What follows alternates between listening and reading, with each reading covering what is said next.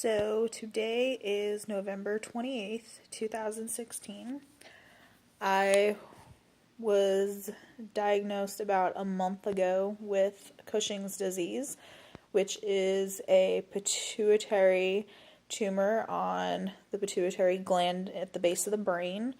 Mine was a microadenoma, so it's very small, and it was located on the posterior superior of the left side of the gland, which was confirmed through MRI scan and with contrast and an inferior petrosal sinus sampling that I went for about a month ago. I am going to be going in tomorrow, November 29th, for transsphenoidal surgery, which is where they go through your nose. They go through your sinus cavity and into the sphenoid cavity, and they access the brain through there. I'm going to have an ENT and a neurosurgeon working. That's why I have these weird little stickers on my head.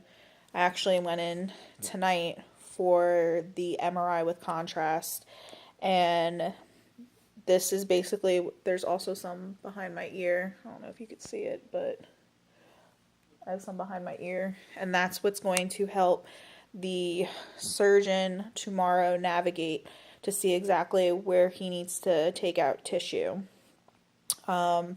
Just some of the symptoms that I've been going through over the past year. Probably not going to remember all of them right now, but I'll try and give you the best I can from head to toe.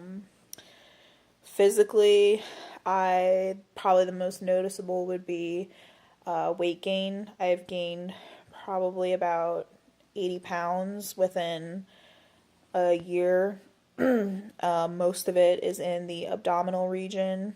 I do have, my face is more swollen, which you probably wouldn't notice unless I showed you a picture of what I looked like a year ago or so, but also have a buffalo hump on the back of my neck that's pretty noticeable.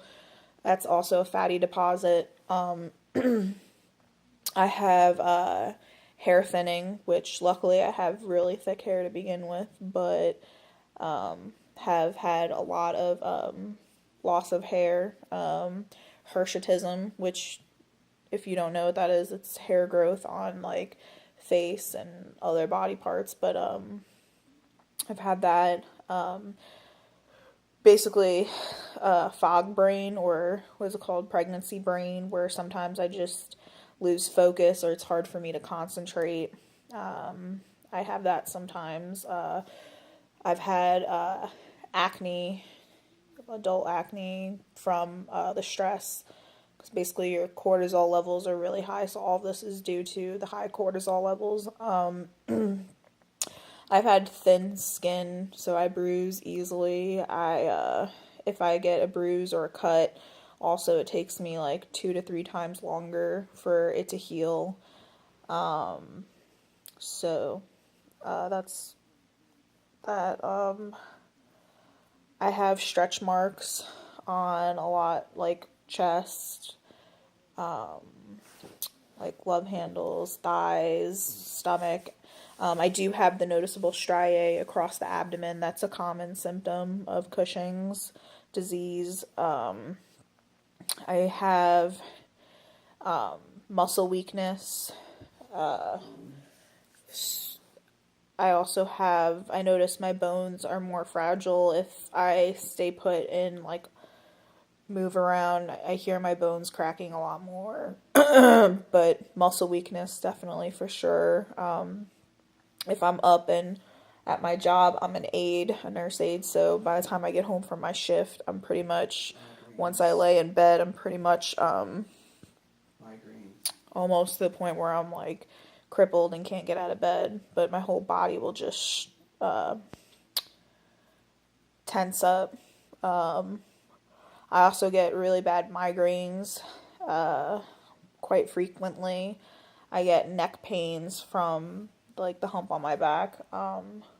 I'm also more prone to infections. Just in the past like 6 months, I've had a couple of kidney infections that were really bad. I've had, in the past year, I had abscesses across my entire abdomen that were needed to be cut open and drained. Staph infection. I had, my gosh, I had a lot of infections. Just in the past year, I've been in and out of the hospitals, and it's just been so much fun. But probably, inner stuff that you don't get to see. I've had insulin resistance, so I've been on like metformin glucophage to control that. I take lisinopril. I've had high blood pressure, blurred vision. Sometimes my vision just gets blurry, or sometimes I have a loss of vision, or I'll get flashes on the sides of my eyes. Fatigue. I get tired a lot. Sometimes I sleep all day, and I'm still exhausted. Depression, mood swings. 1 minute I'll be super hyper and happy, and then the next day I could be really depressed and exhausted. It just kind of goes back and forth every day. I'm trying to think of what else. I mean, it really does affect a lot your cortisol levels. I mean, the high blood pressure puts tension on your cardiovascular. I have polycystic ovarian syndrome as well, so I have cysts on ovaries. I mean, it does affect a lot. It's been a struggle for the past couple of years, really, the whole process. And it took a while for me to get diagnosed, but I was an advocate for myself, and even when doctors thought they found the answer, I pushed forward because I knew there was something deeper to what was going on with my body. So I'm basically making this video to just encourage anyone that's going through any rare disease, that you really need to be an advocate for yourself and push forward. If the doctors don't give you the right answers, try and get a second opinion, or see if you know anyone else who has similar diagnoses that can recommend someone. And really, I'm going to be doing videos of post-op surgery, if I can, as soon as I'm able to, just to kind of let you guys know how everything goes. But I'm really doing this because I know for me, when I got diagnosed, I wanted to look online and find other people who had been through it to kind of get a sense of how to feel about it or what to know. And I really didn't find much, so I kind of had this idea to do these videos and kind of, if I could help one person that's going through something difficult and make it better, then it'll be worth it for me. I've been blessed with a really good family, and I'm a believer, so I believe in God and Jesus, and I think He's really helped me throughout this whole process more so than anything. And when times were really difficult for me, like when I had my inferior petrosal sinus sampling, that was really difficult, and it was definitely only by the grace of God that I was able to get through that. So